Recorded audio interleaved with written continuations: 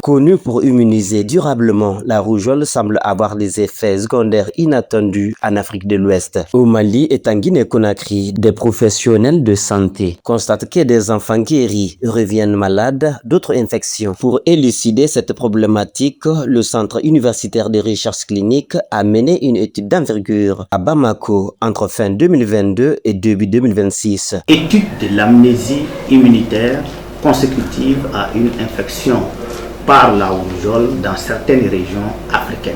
Pour recruter les participants, nous avions mis en place 2 sites.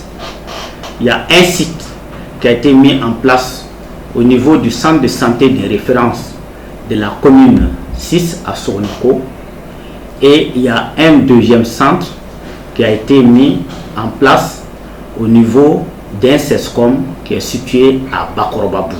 La population cible concernait les enfants de 1 à 15 ans. Et cette cible était divisée en 2 groupes. Il y avait ceux qui avaient la maladie, qui présentaient les signes, d'autres personnes qui n'ont pas fait l'infection.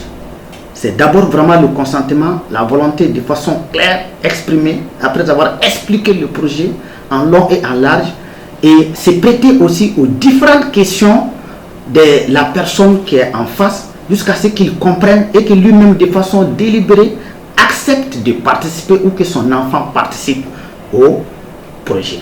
Les chercheurs veulent vérifier si le virus de la rougeole ne serait pas en train de provoquer une amnésie immunitaire, c'est-à-dire effacer la mémoire du système immunitaire ou faire oublier au corps humain les défenses qu'il avait construites contre d'autres maladies, rendant les enfants et adolescents vulnérables à de nouvelles maladies. Au Mali, ici, nous avions enregistré témoins et cas 84. Ces enfants ou ces personnes qui font une infection aiguë de la rougeole, on a l'impression que ces personnes ont été exposées à d'autres maladies. Donc il y a des prélèvements de sang qui sont effectués. Et lors de ces prélèvements de sang, c'est pour aller analyser l'évolution, n'est-ce pas, des cellules protectrices, n'est-ce pas, de l'organisme, au fur et à mesure qu'on évolue dans le temps. Donc ce qui va permettre de voir aussi si notre hypothèse venait d'être confirmée qu'il y a une perturbation.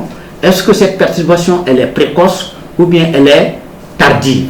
Cette enquête avait mobilisé une équipe pluridisciplinaire, médecins, informaticiens et engagement communautaire en collaboration avec la Direction régionale de la santé. L'objectif est de trouver des solutions concrètes pour la santé publique. Si il arrive que effectivement il y a une baisse de l'immunité par rapport à la protection préexistante pour d'autres maladies, donc cela va permettre aux autorités d'adapter, n'est-ce pas, les programmes pour la prise en charge de ces maladies.